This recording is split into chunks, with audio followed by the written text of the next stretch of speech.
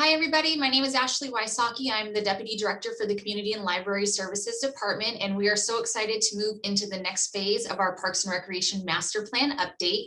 Joining us today, we have Zachary Muting with RJM Design, who is our consultant for this project. And so we're really excited to be working with them. And for those of you who are joining us at this point in the process, just to give you a little bit of background on what the purpose of this project is, it's to guide and implement our department for the management and development of parks, recreation facilities, and programs for the next 5 to 10 years. We want to definitely identify local community needs through your input that we'll receive through this process. And we also want to offer recommendations to support the local Huntington Beach community. We know you are a diverse group of people, and we want to make sure that we're meeting as many needs as possible and prioritizing them over the next 5 years. Thank you very much, Ashley. This is an exciting point in time. I enjoy this part of the process because we actually get to go out to the community and hear a lot of the community's feedback. As you mentioned, this process is really built around the community's input. So right now we're in the second stage of a 5-stage process where we look at the inventory of existing conditions. We go through this extensive community outreach process where we're at right now, and then a needs assessment, recommendations, and then finally the funding and implementation development for this Park and Recreation Master Plan update. And tonight, where we are in the process is we're sort of in the middle, where we're conducting the second virtual town hall right now. And if you're seeing this video as a recording a couple days after it's posting, don't worry, you still have time to take the survey. The survey will actually be live for 2 weeks. After that 2-week period, we're actually going to have a feedback button. You haven't missed the opportunity to participate. I'll mention that a couple times as we go through tonight's presentation, but I want to make sure the key component is everybody gets a chance to have their voice heard throughout this whole process. That makes it the most exciting, as at any point in time, we can continue to keep collecting community information. Ashley, some of the most interesting things of this process as we've gone through it, we've had a tremendous amount of feedback. And I just want to share a few of those stats right now.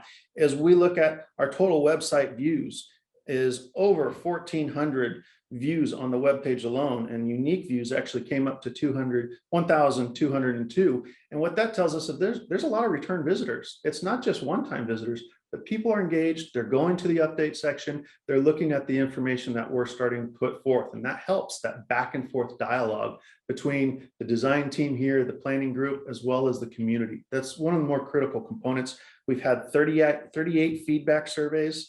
We've collected up to 16 stakeholder interviews. Our first town hall collected up to 138 surveys. And then our multimodal survey, which went through 400 households, actually represents more than 1,000 residents when you look at the average household size. So we've had a tremendous amount of feedback, and we're going to keep growing those numbers. We're going to keep collecting community feedback as we go through the next few months. With that, I'd like to share a little bit of the background on the multimodal phone survey. It's just one of the other tools we utilize to reach out to the community, to hear some of the feedback and make sure we collect as much information as possible. When we look at the distribution map, which is as critical as the demographics, we look at a geographic distribution.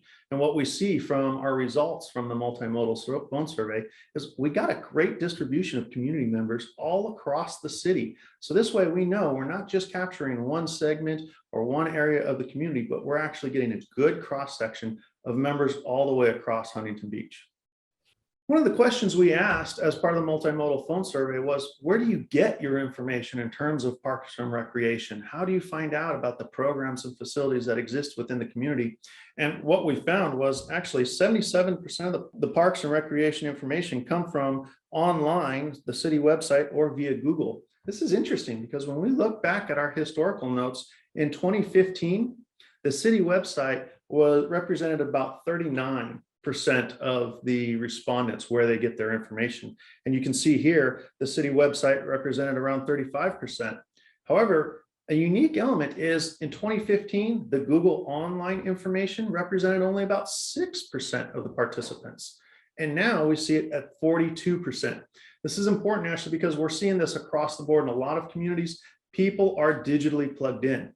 They want to search their own information, then they're utilizing the search tools at their fingertips online, and they're actually able to communicate a lot more, find out a lot more information. Hence why we do such an extensive outreach through virtual town halls nowadays. We collect a lot more information from the community, as you just saw in those numbers that we read off earlier in terms of participants. So this is good information as we go forward. We can start to identify where the community is searching for things and how we can make sure that communication, that flow, the dialogue from the city to the community can still be strengthened.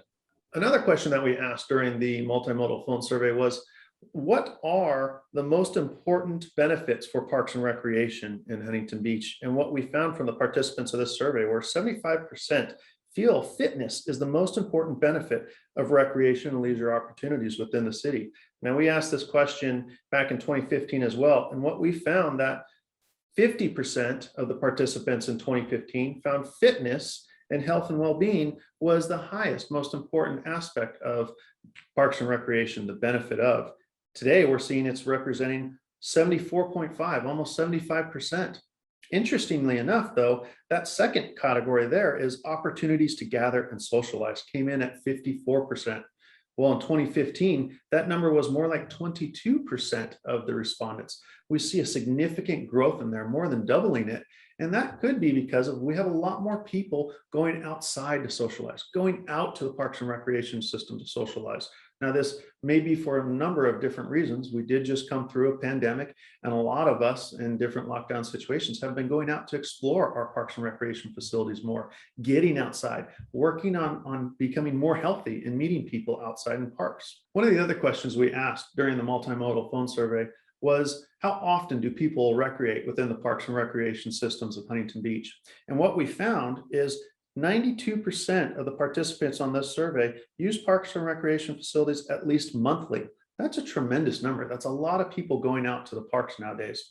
When we compare that information to the 2015 results, we see that people who went to the parks more than once a week went from 33% in 2015 to almost 40% now. There's a lot more people going out to the parks and facilities now. Also, another trend that we see here is when we look at the 2015 data, people who participated in Parks and Recreation facilities and activities 3 to 4 times a month was at 30%. It's now down to 22%. This doesn't mean less people. It just means they've started to go out to parks and facilities a lot more now, because we see that group at the top more than once a week growing more and more. That starts to show us the trend line of a lot more people going out to the Parks and Recreation facilities. Now, we've asked a number of different questions throughout the multimodal phone survey, and I'm only sharing a few of them tonight. One of the 2 final questions I wanted to share tonight were, what are the most often used Parks and Recreation facilities in Huntington Beach? Where do you go the most? And we found 28% of people use the beach and the pier the most. So a lot of the community who participate in this survey are identifying the pier as one of their large destinations within the Parks and Recreation system. We also see Huntington Beach Central Park, as well as generally local parks, going out to the parks. We heard a myriad of local neighborhood parks just to go out and experience nature. That again ties back to some of the data we're hearing of more people going out to parks, more people in the community starting to see the Parks and Recreation system and experience it. Now, we've heard a lot of commonalities throughout this process as we've collected all the information from the multimodal phone survey, stakeholder interviews, workshop 1, online feedback surveys, as well as social media comments. And we have asked the question on this survey, what is your satisfaction level with the maintenance and Huntington Beach Parks and Recreation system? And we found that 60% of the participants identified that they're satisfied with the existing maintenance of Parks and Recreation facilities. Now, Ashley, we did this survey back in 2015, and I asked the same question then. And I've got to say, when we asked it in 2015, 92% of the participants said they were satisfied with Parks and Recreation in Huntington Beach, the maintenance of it. And now we're hearing maintenance elements coming up quite a bit. We're seeing it in the survey. There seems to be a drop in that satisfaction rate. We see 26% of the participants from this survey unsatisfied, where in 2015 it was only at 8%. So we've seen those scales shift a little bit, and that's an interesting aspect, and it has me asking the question, why? What happened? How do we need to adjust? How do we recover, and how do we go forward? How do we prevent this from happening in the future? Well, I think as you mentioned, COVID has presented a lot of unique opportunities for residents to not only have some of their favorite pastimes be taken away or be shut down because of the pandemic, but it's actually encouraged people to get out and experience new things in our open spaces. And so my suspicion is because of the volume of people who are now visiting our parks and facilities and open spaces, that there are just more watchful eyes and higher expectations on what our parks and facilities should look like. And the exciting news is this year alone, we have 26 capital improvement projects that we will be working on. And so we also recognize that with 78 parks in our community, there's a lot of maintenance and a lot of facilities and equipment to be kept up. And we continue to prioritize the maintenance of those facilities and try to keep them in as best shape as possible. So we recognize that, there's a lot of work to be done, but we also know that that's because so many people are out there using our parks and facilities, and we just want to keep them at their best level as possible. So over the next year, we've seen over the past year during COVID, both Edison and Murray Community Centers received facelifts. We're going through the Edison conceptual plan now to really truly redesign that park. Central Park continues to see improvements with a new playground on the horizon. So in order to keep things up, we have to work really hard. And so we're excited that people are out there using our spaces. And with these new improvements, we hope even more people will do that. It is. It's really a great thing when you have a lot more people coming out to your parks and facilities, and it is exciting, but there are adjustments that need to be made, and maintenance is definitely one of them, where you have to now keep up with the rising demand of parks and recreation.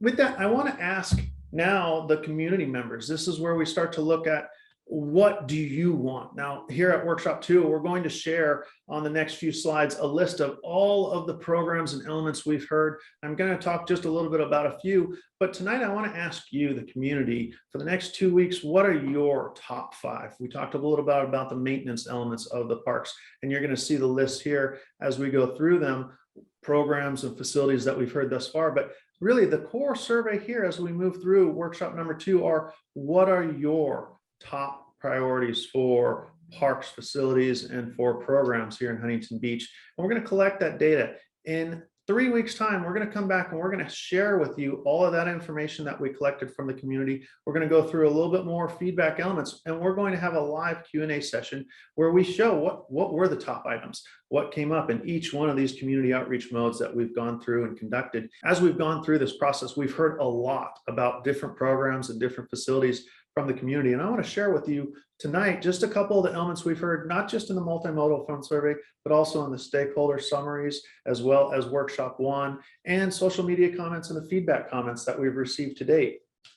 Some of those elements in terms of facilities were playground structures, play equipment, bocce ball courts, pickleball courts, soccer fields, softball fields, athletic fields, skateboarding areas, as well as aquatic facilities. That's just to name a few. There's quite a large list here. And one of the unique elements too is, as we go through this and we launch the survey, if there's something that you don't see on here, you can take that, you can add an extra piece into it. There's going to be an other option at the bottom of the survey, and you'll be able to add in your information there. But you can see we've collected a lot of information to date on these slides, and they're in no particular order right now. When we go through the analysis and the needs assessment, that's where we start to dive in. How many times did we hear what? Where did we hear it? That's when that georeferencing really comes into play, and we start to look at, where do some of these components need to land within the community? The other element that we heard from the community that we're tracking are the programs. What programs does the community want within Huntington Beach?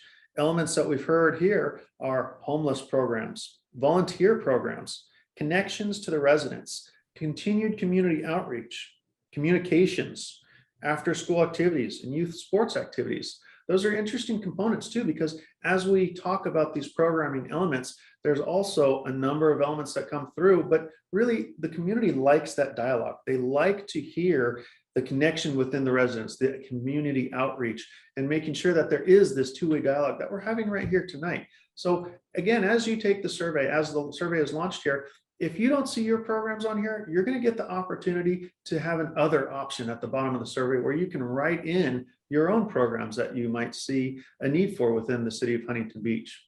So tonight we're launching survey 2, where you can go on and take the survey, and 2 main questions we're going to ask are actually, what are your top 5 programs? Or what are your top 5 facilities? And we want to hear your feedback in terms of programs and facilities you want to see over the next 5, 10, 15 years in Huntington Beach. They can be new programs, or they can be improvement of existing programs. Anything within the Parks and Recreation facilities we want to hear from. And if your items don't make that list, there's going to be another option where you can check the box at the bottom of the survey and write in your own program or your own facility. So that way we make sure we get everybody's voice throughout this process. Now, if you're seeing this video as part of the recording series and seeing the summary results online, you haven't missed the opportunity to take part. You can still go on to the website and click on the feedback button. That feedback button will allow you to send direct information to the design and planning team, where we'll take that into consideration as we move through this process. So at any point in time, you can still participate within the community outreach process all the way to the end of the project. So I encourage everybody to please share the information with your neighbors, with your friends, email your friends and family, so that everybody gets a chance to participate over the next 2 weeks here, and then throughout the rest of the project on the community feedback button. So if you're at our parks and facilities, please definitely make sure to swing by one of our community centers or city hall or lifeguard headquarters, the library, senior center. We'll have paper surveys available. So if you're somebody who maybe doesn't feel as comfortable using technology as others, there are other opportunities for you to submit your feedback as well. The only thing to remember is our paper surveys are valid only for the survey timeframe. So if you have additional feedback, you can always leave that with one of our staff at our facilities, and they can email that over to me, and I can submit that to the project team at RGM Design for inclusion in our project. So we definitely would like to thank everybody who is rejoining us to continue in this process. And for those of you who are experiencing the master plan update for the first time. And at the culmination of each of our survey series, we are committed to providing a live community workshop and to go over our survey results, a live feedback poll, and a Q&A session. So the next workshop will be September 2nd at 6 p.m. It does require advanced registration, and that can be done by clicking the link on the project website, which is bit.ly/HB Parks Master Plan 2021. So there you'll be able to find the registration link for our next live webinar. And the more that you share that website link with your friends and fellow residents in Huntington Beach, the more we'll be able to secure information and feedback from them. The goal of this is to get as much feedback as possible, because as a department, we just want to make sure that we meet all of the diverse needs of our residents and people who are using our parks and facilities. So we look forward to seeing you on September 2nd at 6 p.m. and to hearing all of the feedback that you and your neighbors have to provide for us, so we can enhance the lives of our community, because parks truly do make life better.